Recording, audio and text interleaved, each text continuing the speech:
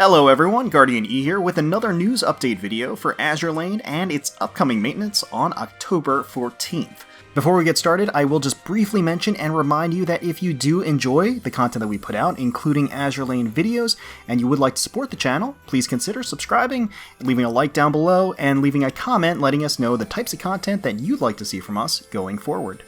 Now, we've got a slow couple of weeks in store for us. We did get confirmation that the Crimson Echoes event will be added to the War Archives, which is pretty long overdue. People have been waiting for this one for a while, and as usual, I would expect this to be accompanied by a limited time raid-up for the event ships, featuring Tosa, Amagi herself, Battleship Kaga, Makinami, Naganami, Hanazuki, Ashigara, Naka, and Hatakaze. Now, interestingly enough, on the Japanese server, they've already had Crimson Echoes, so instead they announced the Passionate Polaris event would get added to their War Archives. It's a little unfortunate that we wouldn't get this added at the same time on all the servers. These dead weeks, I think, are a pretty good opportunity for us to catch up, but it seems like Global is still going to be a little bit behind in the War Archive department. Personally, I don't think it's a huge deal. We will get everything eventually, but I do think it's a little bit of a missed opportunity here. A nice quality of life change will be added after the maintenance, allowing you to deftly and swiftly swap equipment without having to leave the ship's profile. This high-speed change will let you do all the equipment swapping you need, and it should be a lot more efficient and less time-consuming. A very welcome addition. After the maintenance, we will be getting a brand new popularity poll starting after the maintenance and ending on the 22nd of December. And essentially, you're going to be able to use certificates of support that you acquire to vote for your favorite ships.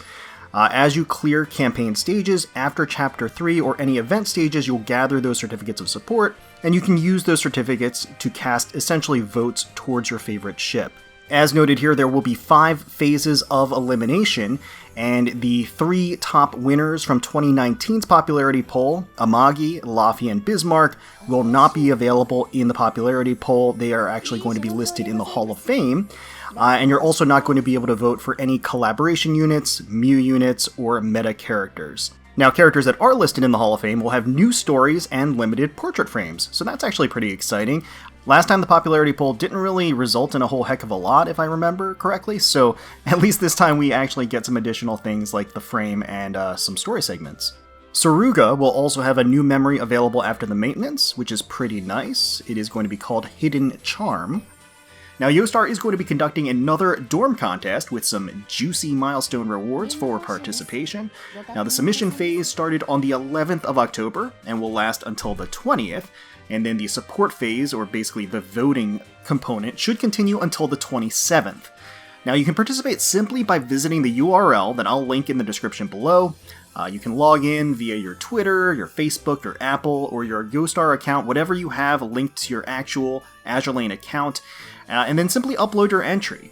Now, just for participating, just for submitting an image like I am right now, you get 6 free cubes, which is pretty nice. Now, the top 50 finishers will all get some sort of individual rewards. Top 20 will be getting free gems. And even if you're not one of the winners, we'll all still get some milestone rewards just for having up to 3,000 participants in the event. So that will include 10 cubes, 3,000 coins, and 1,200 oil for all. Not too shabby. Now, I did want to highlight that in light of the recent change that eliminated the oil gain from retiring ships, Yostar and Manjuu added a new weekly free support pack that provides a whopping 4,000 oil for free every week. So do not forget to collect it at the weekly reset on Mondays. They've added an exclamation point prompt to remind people that it's there. And of course, we knew about this one, but we are finally getting it. We're getting the compensation for the retired ship/oil change. We'll be getting 200 gems, 6,000 oil, and 50,000 coins with this upcoming maintenance. Now, on the merch side of things, the first waves of the 3rd anniversary limited commemorative boxes have started shipping, so we should start seeing these trickle in over the next few weeks. They are shipping from China, so depending on your location, could take quite a bit of time to get to you. As of right now, the second wave of the cherry version is still available in the Yostar store, with the rose and peony versions being sold out at this point. And speaking of anniversary merch and goods, the Japanese Azur Lane 4th Anniversary Art Collection is currently available for pre-order at the usual suspects. You can import it, It is retailing for anywhere between 35 to 40 US dollars approximately, and is slated to release in December 2021. And these were also revealed during the Japanese 4th anniversary alongside the art book and the Zara figure. The Rebirth for You Azur Lane Volume 2 set is going to be coming out again in December. Pre-orders are currently live for booster boxes, and these booster boxes will retail between 25 to 35 US dollars. The advertised Zara figure from Freeing, this is news that potentially no one cares about but me, but I did mention this in a previous video how I found it a little annoying that they didn't properly sculpt the double strap design of the swimsuit. They've actually corrected it, so I have the latest screenshots of the prototype show that they've corrected that, and they've confirmed via email that the water disc is going to be removable. So personally, that's all I needed to hear to pre-order this delectable-looking 1/4 scale visual feast. And since we're now on week 3 of the cruise missions and the cruise pass, I figured I'd take another look and just kind of reevaluate things and assess things as far as what I consider to be the overall value and its impact on the game as a whole. We're on week 3 of 8, and I'm already over halfway through all of the milestone rewards. So if there was any question as to whether or not you will be able to complete and get all of the rewards from the free list, the cruise missions rewards as a free-to-play, there's absolutely no question at all. There's tons of leniency here. It's kind of interesting to note that the weekly missions have brought back a reason to do 10 pulls a week now, because originally the best free-to-play cube farming method was to stick to basically your daily pulls, and then do an additional 3 pulls on Sunday for the end of the week to complete the last weekly mission. Since they restructured the weekly missions, you no longer had to do that. You just had to basically do 1 pull every single day to get all of the cube rewards that you would be able to acquire for the weekly missions amidst all of these other extra missions that they added. Now with the cruise missions added, there's now another incentive to actually do 10 pulls a week, because for most of the weeks at least all the weeks thus far, there has been a cruise mission for doing 10 pulls in that week. So that's kind of made its return, and so now it's kind of back to being optimal to do 10 pulls a week.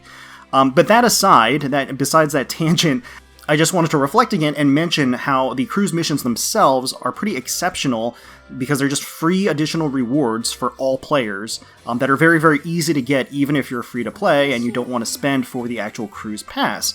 And the cruise pass itself is optional, just gives some additional boosts and flexibility, because you do get a bunch of the grinding points immediately to just jumpstart you. You also, of course, get the Yorktown skin, and you get some other resources available, but nothing really that propels you so beyond the reaches of free-to-play players out there. It's really more of a convenience than anything else, which I think, again, is a healthy balance. I haven't, as you can see right now, I haven't purchased the pass just yet, but I probably will. The Yorktown skin is great, but if it was one that I really loved, I probably would have picked up the pass on day 1. But again, I'll probably end up caving and picking it up anyway. But those are my thoughts as to the cruise pass and the cruise missions now that we're sort of in the heart of it and able to evaluate more clearly how it's been implemented into the game.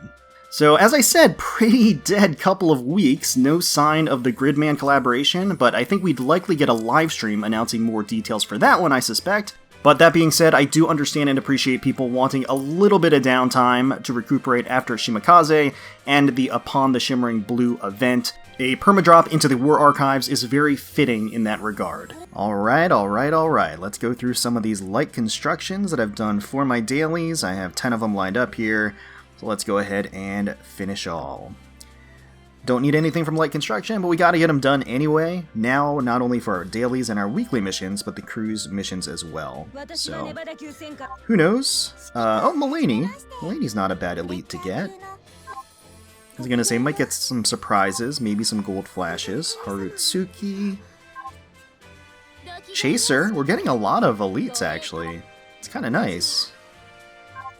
A lot of elites. Yatsen, wow, that's actually a big win. I don't need her, but I know a lot of people have been vying for her for good reason. She's awesome and pretty hard to get out of the the light construction pool because of the saturation of elites. Oh my god, what? Today's an elite kind of day, I guess. It's an elite day, an elite week for an elite maintenance. It's going to be happening tomorrow. So yeah, I didn't get anything really noteworthy gold-wise, but we got a lot of interesting elites along the way. Well, let us know in the comments below what you are most excited for with the upcoming maintenance. If you're going to be pulling for the Crimson Echoes rerun temporary rate up, if you're just going to be indulging in the quality of life changes, if you're just going to take some opportunities to save up and stock up on those cubes, whatever it might be, and those coins, let me know in the comments below. Hopefully you all enjoyed the video. If you did, please feel free to leave us a like, comment, and subscribe to the channel for more Azur Lane content. We thank you all so much for watching, and for taking time out of your day to spend with us. We really do appreciate it. Certainly hoping you're all staying safe, healthy, secure, and united out there, and wishing the very, very best for you, your family, and your friends. And until next time, let's protect those waters.